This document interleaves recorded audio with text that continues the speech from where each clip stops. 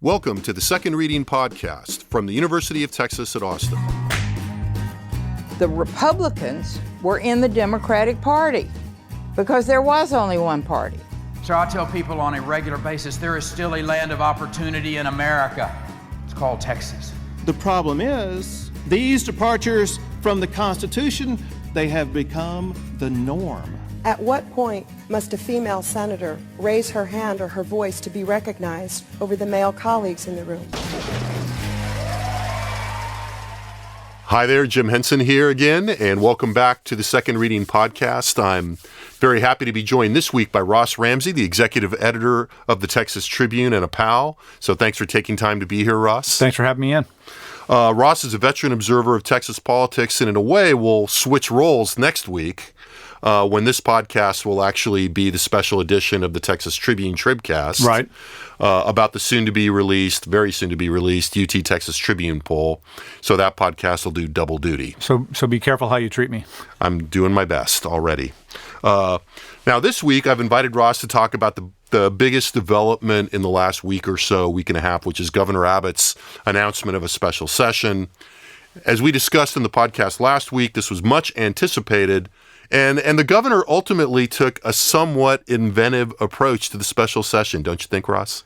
He did. There was a question of when he would call this and what would be the scope of the special session. And most people that were speculating about it thought it would be limited. And, there was an issue that they have to cover, which is sunset legislation to basically extend the expiration date of a handful of agencies, including the Texas Medical Board, which licenses doctors. So that one's kind of important. That became the headline in a lot of ways. And that was the must-do bill that the legislature didn't do. And then there were other bills that were of political importance to various players, and there was a lot of speculation about which of those the governor would and wouldn't throw into the stack. And he just threw all the spaghetti at the wall. He threw up, he said once the Senate, where the must-do legislation failed, once the Senate passes the sunset legislation, I'm going to add 19 measures to the call. Yeah, I called it kind of the kitchen sink poll, or the kitchen sink special session. Knock yourself out. So you have 30 days to handle 20 issues that you could not handle in 140 days. Go. Right, and if we look a little more closely at that list, it was an interesting combination of things that had come up in the regular session, but also things that had kind of low to zero profile. Things like a teacher pay raise, some of the measures aimed at schools, giving school finance administrators more flexibility in teacher hiring. That stuff was out there, but it wasn't very big. On the other hand, he put school finance reform on there, which had been big in the House. He put he kind of put it on. He said we should do a study. He kind of took the Senate's approach to the House's school finance plan. Right, but gets to say that he's doing gets something. To check a box, right? Right, and then a whole host of other things. What really stuck out for you about the list and what was on there? Well, a couple themes. The one that was odd was the teacher pay raise. It's $1,000 per teacher pay raise. There are roughly 340,000 teachers, public school teachers in Texas. So the quick back of the envelope on this is that's $600 to $700 million over the course of a 2-year budget. They don't have $600 to $700 million. So the governor said when he laid this out, it was, we should do this. It's not apparent the state has the money. It's if you ask local school districts if they have the money, they'll say, "Heck no, we don't have the money." So that one's kind of odd.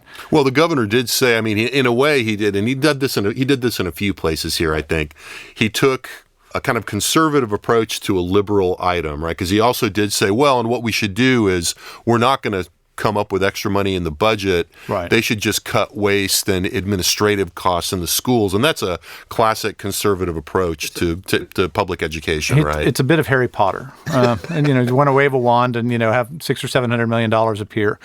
And then, if you raise teacher pay one time, you raise it the next time and the next time and the next time. That's an ongoing thing. Okay, so the second theme I'd point out is and you mentioned it, is the local control issue. Greg Abbott has been talking for a long time about centering government around the states. The federal government has too much power. He's talked about a convention of states where the states would take on some of the things that the federal government does that he believes are properly in the hands of the states, that it's too Washington directed, ought to be more of a federation.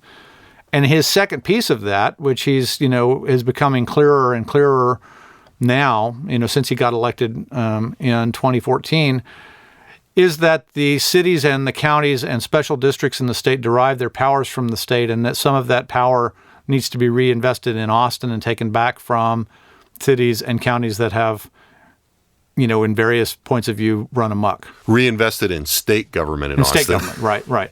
So, so state government would take up some of the powers that it has doled out to cities and counties, and would draw down some of the powers that it has, that the federal government has unfairly taken from the states. So the big scheme would make the Austins and the Sacramentos and the Albanys more powerful. And it's an interesting, I think a lot of opponents of the move to sort of act against state and local autonomy have cried hypocrisy about this, because they see it as, well, you don't like an overweening federal government, but you're fine with a state government that can preempt localities.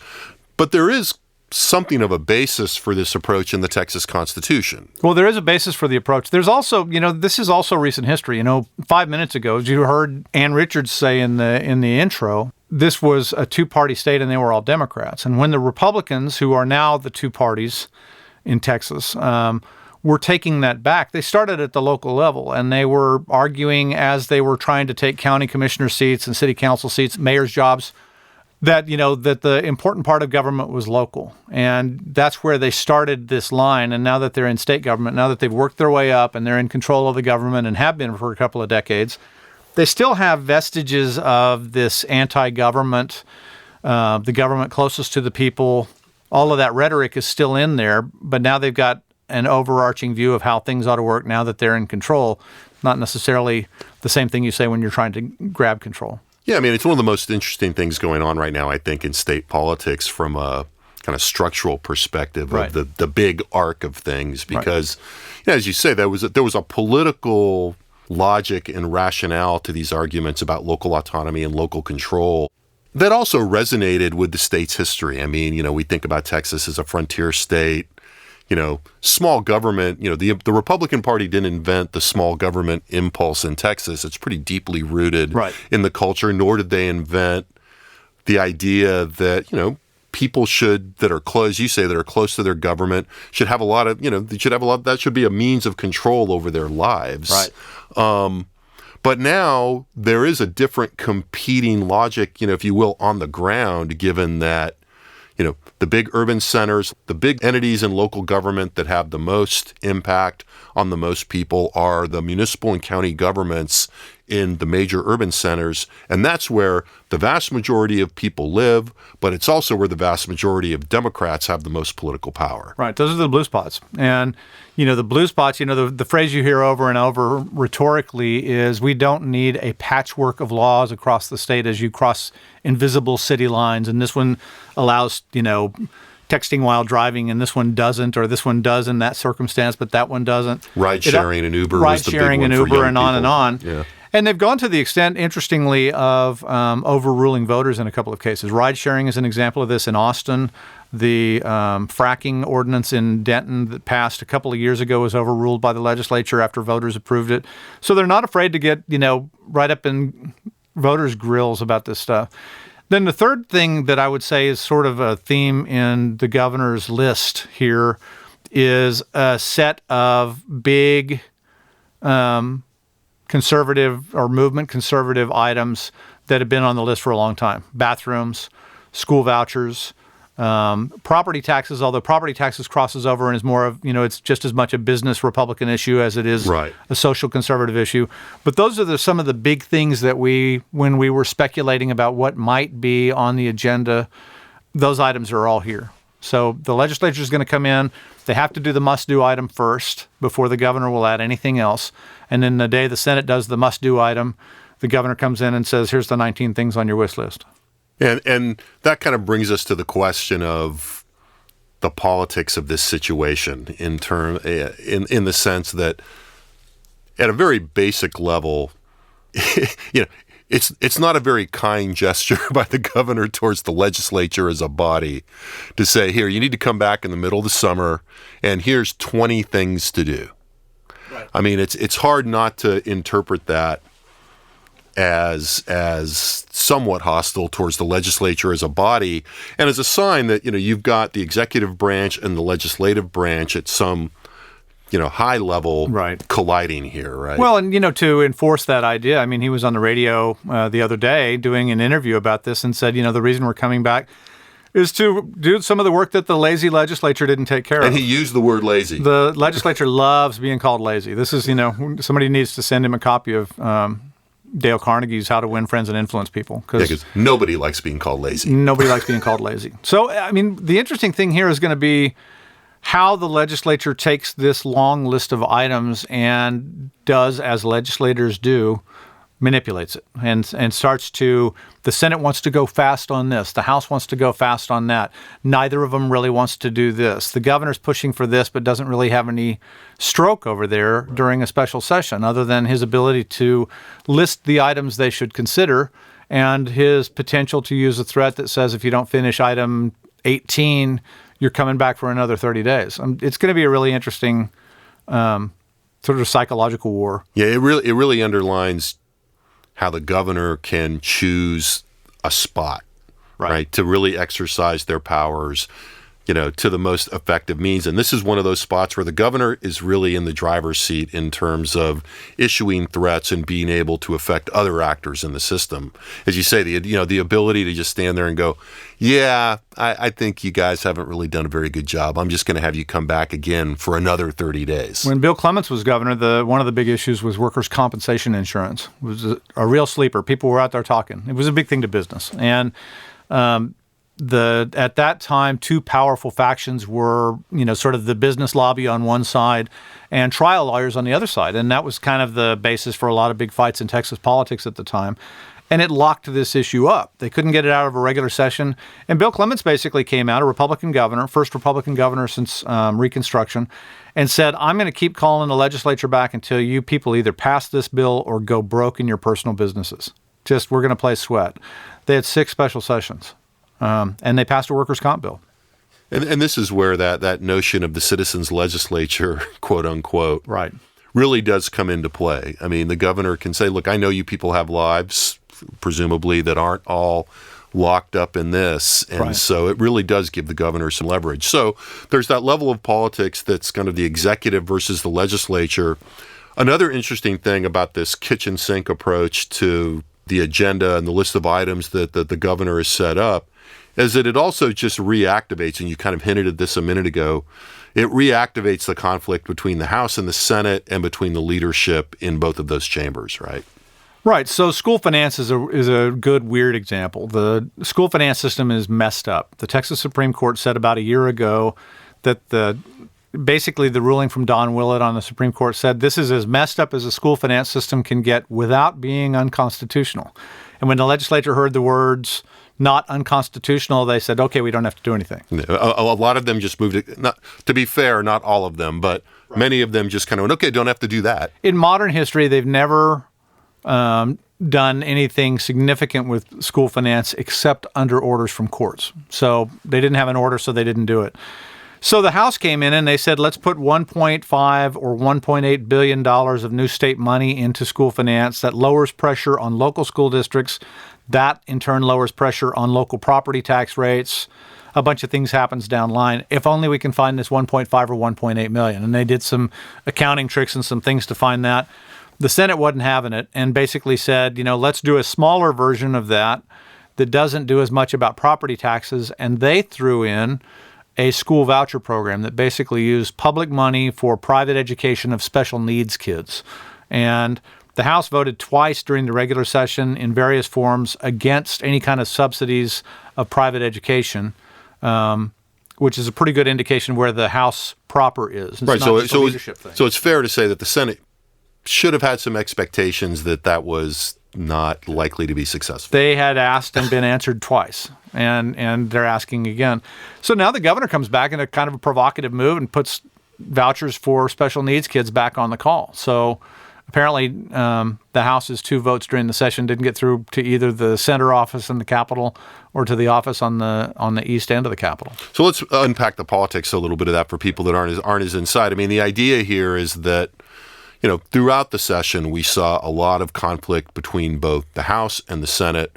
The Senate being more dominated by, what you'd call more movement conservatives, more ideological conservatives. Much stronger voice over there. And the leader is Dan Patrick, who's like the leading voice of that faction of the party right now. Which is in part a reflection of the fact that Dan Patrick is in fact of that movement as well.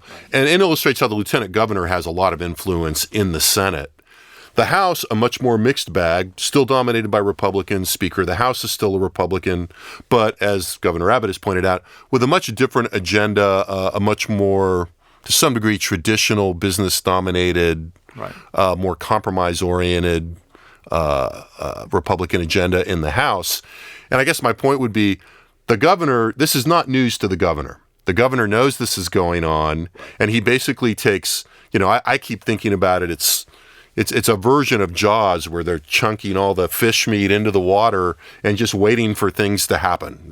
When you chum the water, you're trying to attract the sharks, and sometimes they fight with each other. And it's hard not to see this as a purposive move by the governor, right? I mean, part of his political strategy. Yeah, I think he's smart enough that you'd have to call this purposeful. The only other thing you could call it is he doesn't know what he's doing, and I wouldn't go to that. It's got a couple of things to it. These are issues in some large measure that appeal to the conservative primary voters that both Greg Abbott and Dan Patrick will be in front of on a statewide basis on March 6th of next year. And, in the House, as you said, it's a different mechanism. Joe Straus is the most powerful non-statewide official in Texas. He's elected in one of 150 House districts. He's from San Antonio.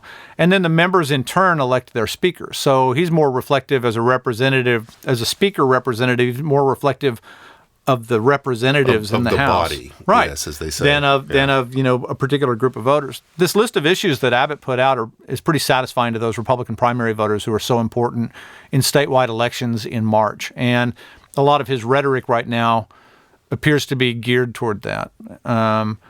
There's been an ongoing question about Greg Abbott since he was elected, since he didn't really have a primary when he ran for governor. Which kind of Republican is he? Is he one of the downtown Republicans or one of the church Republicans? Which side of the field is he from? And to produce broad distinctions, right? To use my dad's term for him, a Republican himself. He's done a pretty good job of having all kinds of Republicans think he's our governor. Right now he's playing to the most conservative, movement conservatives, the people who dominate the primaries. So with it set up that way, what's this going to look like come July 18th? You're going to pass some kind of legislation on this sunset thing, and there's a weird little intricacy there. You can either just kick these agencies down the road and say, let's reconsider them when the legislature comes back in 2019, or you can open the whole box and do a whole sunset review of the Texas Medical Board and do a whole sunset review of each of these agencies, which takes a lot of time, which eats up the clock, which lessens the amount of time you're going to spend on bathrooms and union dues and municipal annexation reform and all the rest. So we could see a disagreement from day one. Basically, the Senate could go in and start thinking they just want to pass the kick it down the road bill, and the House. I mean, this would be the way the political logic would work out. As I read, the House could say, as long as we've got some extra time, let's just do this right. Right. Let's just roll up our sleeves and get to work on this. We don't want anybody to think we're lazy. Right. The thing that's interesting here is the mood of the legislature hasn't changed. You can argue, I would argue that the mood of this legislature was really set and broken in some ways when the House considered the sanctuary cities legislation. I think that was April, it might have been early May. Probably April, yeah. But they're in the last 6 weeks or so. And it was one of those issues where, there are divisive issues that come to the floors of both chambers of the legislature all through a session. That's what it is. It's a big fighting box. And everybody understands that. And you have a pitched battle over this subject or that subject, and then you go eat lunch together or something. It's just like, that was a tough fight. Put your arm around each other and go make up and come back the next day. Sanctuary cities was different. It was personal, and members took it personally. And in particular, Hispanic members took it very personally because you were talking about their families in large measure, and you were talking about whether police in cities in Texas are going to be pulling over every time they pull over a Latino saying, "Can I see your papers?" Right, because the Sanctuary Cities bill, basically provided for police to, not be prohibited from stopping people to check their immigration status. It prevents essentially. cities and counties and police chiefs and sheriffs from telling their officers you cannot check. Right.